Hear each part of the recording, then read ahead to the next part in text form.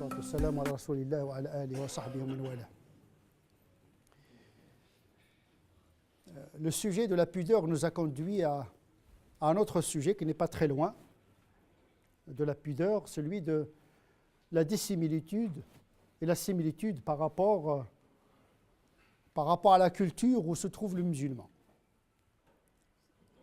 Il y a une théorie qui dit que le musulman doit toujours se distinguer par rapport aux non-musulmans.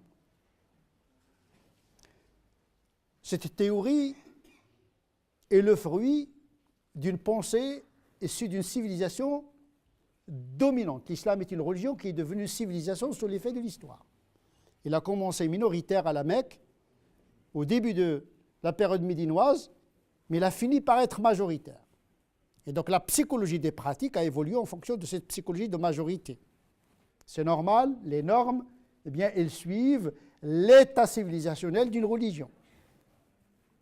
C'est pour cette raison que Ibn Taymiyyah dit effectivement, la dissimilitude est un degré croissant par rapport à la domination de l'islam en tant que civilisation.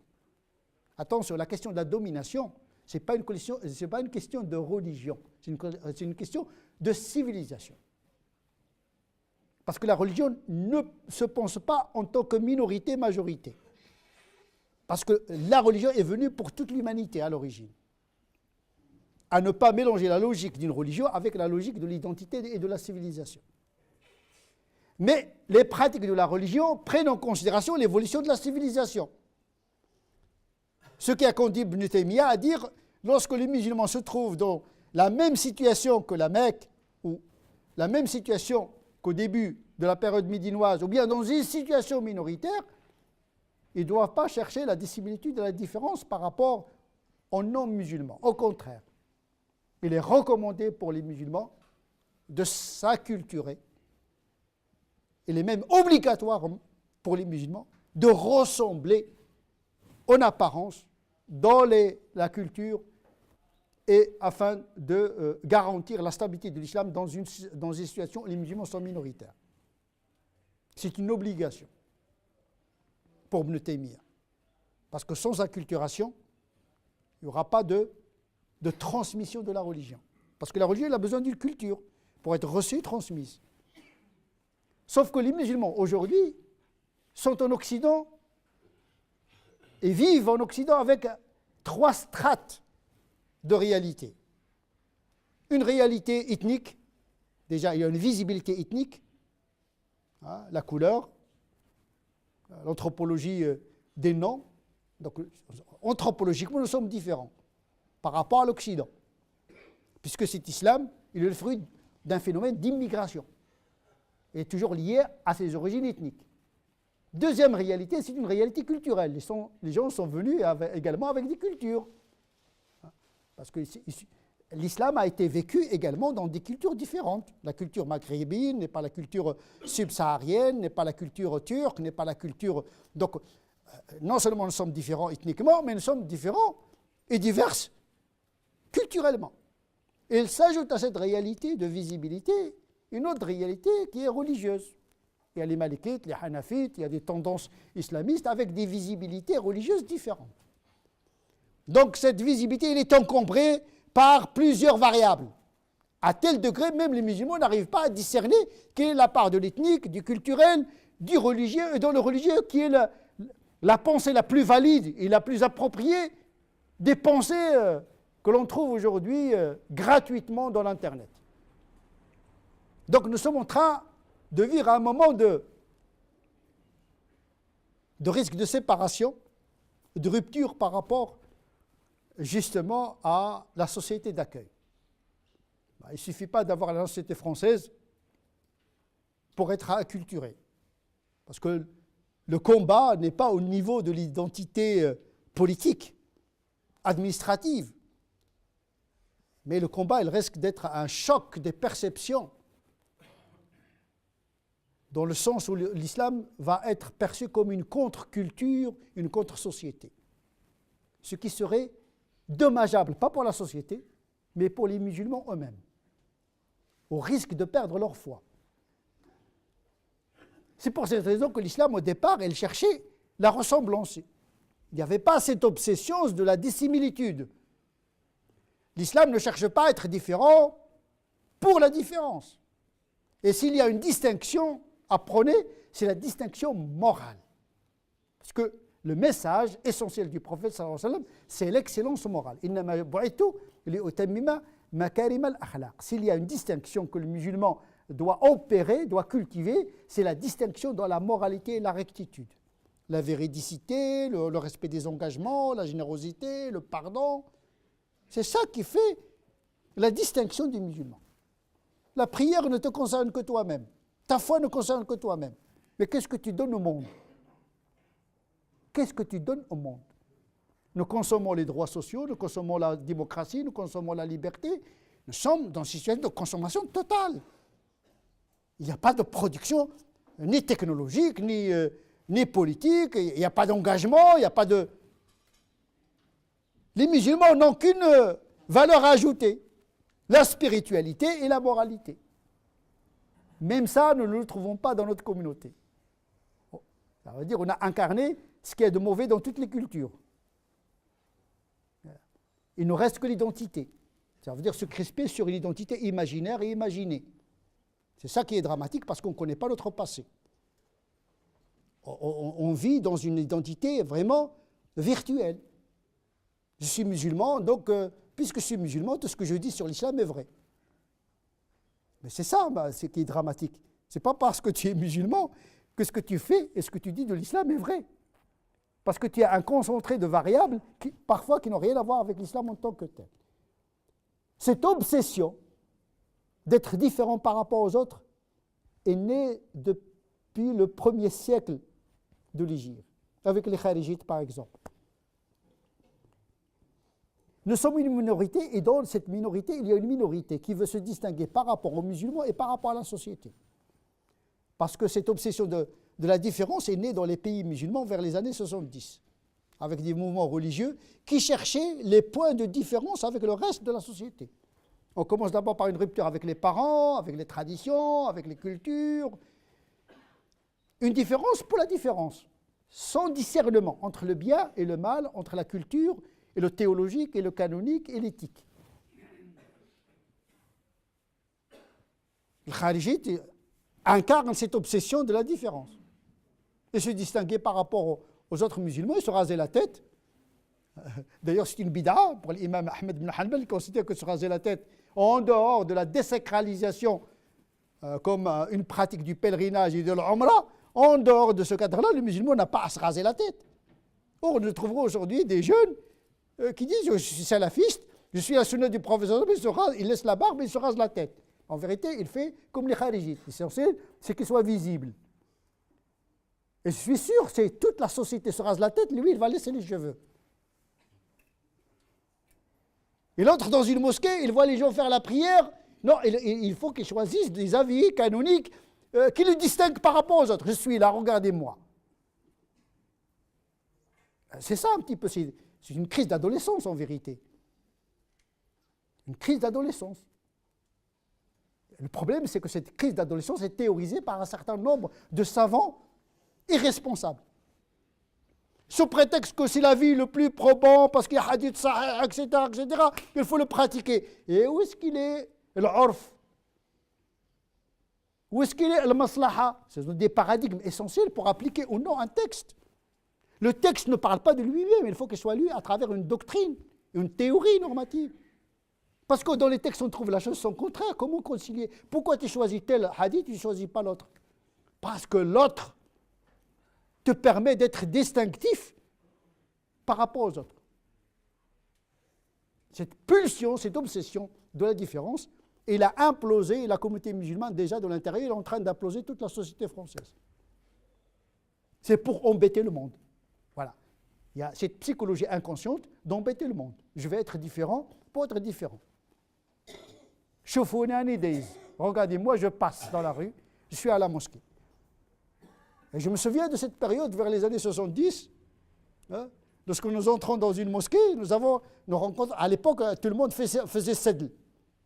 Les malikites, ils faisaient la prière avec des mains, on dit ça, on appelle ça sedl. On ne croise pas les mains. À cette époque, nous, on faisait tout pour être différents par rapport aux autres. Parce que je parle aussi par expérience. Moi aussi, j'étais jeune, je suis passé par là. Pour n'accuser personne. Aujourd'hui, l'islam, il est dans la main de la jeunesse. Et la jeunesse, par essence, elle cherche toujours ce qui la différencie par rapport au monde des adultes.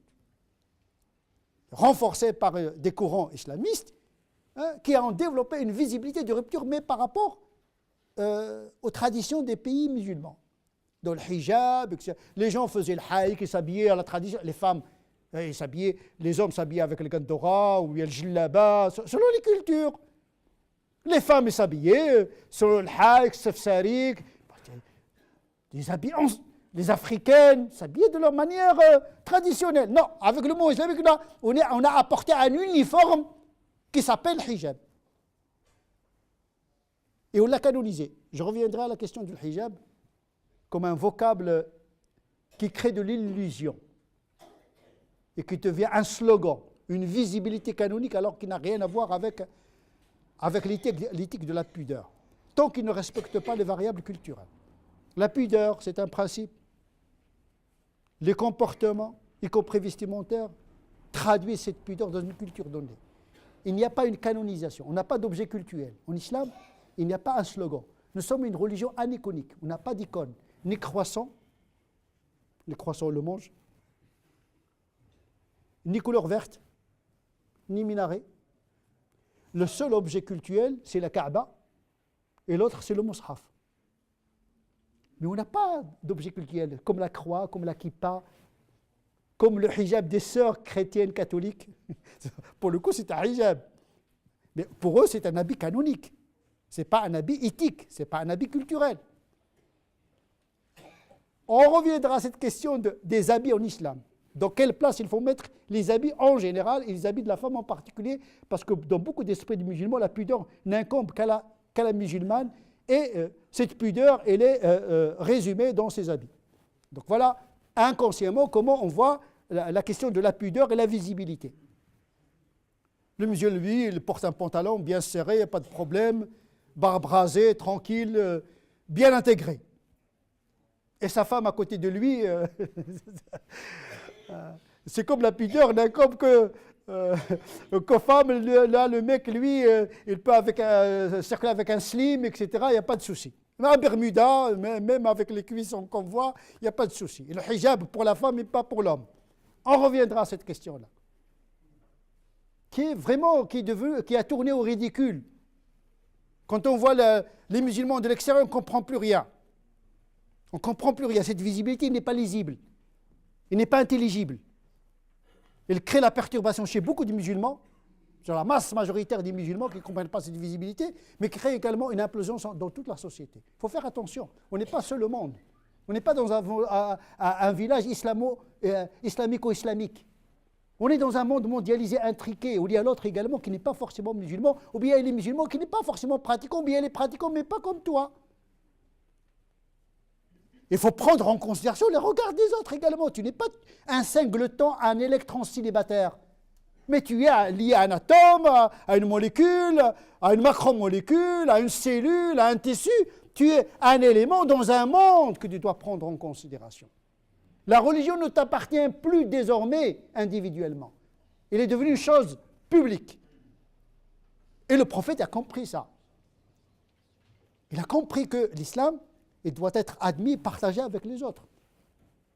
Il cherchait toujours la paix. Dès que Quraysh lui suggère la paix, même aux dépens de quelques valeurs, il l'accepte quand même. Il cherchait toujours le point d'ancrage, la paix, l'intégration, etc. Et la différence, lorsqu'elle est exceptionnelle et bien fondée dans l'i'tiqad, les croyances, le culte et les valeurs morales qui sont universelles. Et l'interdit est une exception, parce qu'à l'origine, tout est permis. C'est pourquoi 99% de la charia, en matière de relationnel, elle renvoie à ce qu'on appelle l'urf ou l'ada, les conventions sociales et la tradition et la coutume. La coutume est une charia normative. Dans le uqoud, dans le mariage, dans le divorce, dans l'achat, etc. beaucoup de ces contrats intègrent les codes culturels en vigueur. Et donc cette pulsion de la dissimilitude, elle est pathologique. Le fait de chercher à être différent, ce n'est pas normal. On le trouve aujourd'hui sur une partie de nos jeunes. Bien sûr, les gens sont libres de s'habiller comme ils veulent, etc. Il n'y a pas de souci. Le problème n'est pas là. Avoir la liberté de s'habiller comme on veut, de vivre comme on veut, il n'y a pas de problème à ce niveau-là. Le problème, il se situe lorsqu'on considère que c'est un acte purement religieux. Il ne faut pas intégrer dans la religion ce qui appartient à la culture. Tu as le droit d'avoir une culture berbère, arabe, maghrébine, chinoise, indienne. Tu veux manger à l'indienne, mange à l'indienne. Tu veux manger, je ne sais pas. Tu es libre de choisir ta culture. Ce n'est pas parce qu'on est musulman qu'on a la même culture. Mais lorsque tu me dis non, ça fait partie de la religion, ça fait partie du culte. Je dis non. Là, tu es en train d'entrer dans un domaine qui n'est pas le tien. Si tu me fais entrer les habits dans le culte, là, tu es complètement gouré. Le culte, l'ibadat, c'est les 5 prières, le jeûne du mois de Ramadan, le pèlerinage. Et le culte, il a sa logique.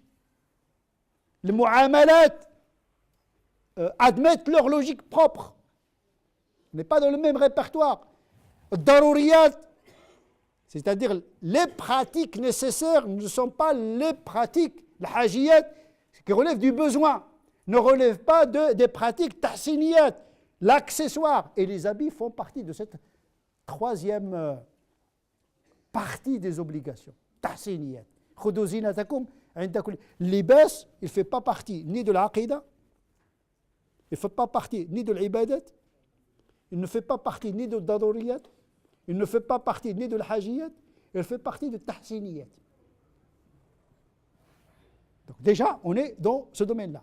Et puis, l'ibas, il est en rapport avec satr al-awra.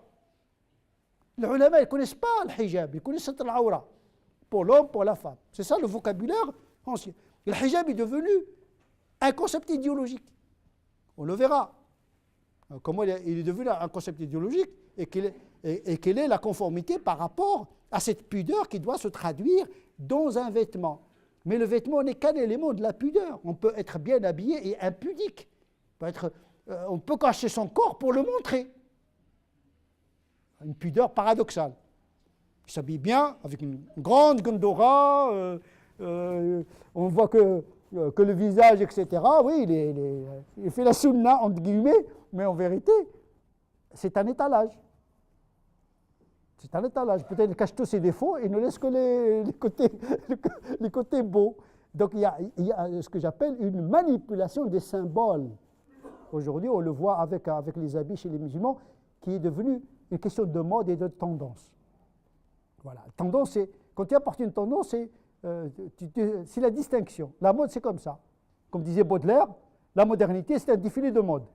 Alors, chaque fois, on va sortir aujourd'hui le hijab, demain, on va sortir. De toute façon, l'esprit musulman est très créatif en la matière. Chaque fois, on va nous faire sortir un truc et on va le labelliser halal islamique. Banque islamique, spadrille islamique, cravate islamique, hijab islamique, foulard islamique, etc. En vérité, on renforce le capitalisme. La consommation en vérité. Mais il est vidé de la pudeur, de la bonté, de la justice, de l'akhlaq. L'akhlaq. Et on souffre d'un manque de akhlaq.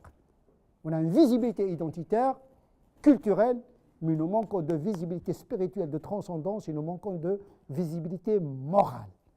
Est-ce que vous savez que le continent africain et le continent asiatique, l'islam s'y est répandu par des commerçants, pas par des prédicateurs, parce qu'ils étaient véridiques dans leur commerce. C'est le comportement qui fait diffuser l'islam. Ce n'est pas la visibilité. Tojar, les musulmans, les commerçants musulmans, dès qu'ils entrent en Afrique, même s'ils ont la couleur blanche, ils s'habillent comme les Africains. Ils vont chez les Asiatiques, les Perses ou les Arabes, ils s'habillent comme les Asiatiques. mais ils se distinguent par la morale. Il dit, ces gens-là ne sont pas normaux, ils ne mentent pas comme nous, ils ne trichent pas comme nous, etc. Donc où est-ce qu'il est le secret? Ils cherchent, ils trouvent le secret dans l'islam. Nous, on dit, il y a l'islam. On met l'islam en avant, mais quand on cherche où est-ce qu'il est l'islam, il n'existe pas. Déjà, quand on voit quelqu'un musulman, on commence à faire attention, on fait attention à son porte-monnaie, on commence à voir est-ce que le portable est... Ça m'est arrivé dans le métro métro à Paris. Il n'y a que des Arabes qui rôdent autour de moi pour me voler, parce que parfois ils me confondent avec les Juifs, etc. Ils disent, c'est pas un Arabe, on va les Juifs. Shalom, on me dit shalom, non, je ne suis pas shalom, shalom, alaikum shalom, wa rahmatullah wa barakatuh. Rani muslim b'halik, je kaddour biya, tsarqni. Quand même, c'est une présence ni religieuse, ni rien du tout. C'est une présence de délinquance presque, mais avec un vernis islamique. Donc, effectivement, il ne faut pas mélanger ce qui est le noyau incompréhensible d'une religion et ces variables sociologiques qui ont permis la réception et transmission d'une religion. Chacun a le droit d'avoir la culture qu'il veut, mais il ne faut pas qu'il confonde cette culture avec le culte et avec la morale. Et c'est ça, aujourd'hui, le drame de la visibilité en France qui fait débat aujourd'hui. Vous ouvrez n'importe quelle chaîne, vous lisez n'importe quel journal. Le problème de l'Occident, ce sont les musulmans. Parfois, il y a beaucoup d'exagération, il y a une peur, parfois, il y a du vrai. Assumons ce côté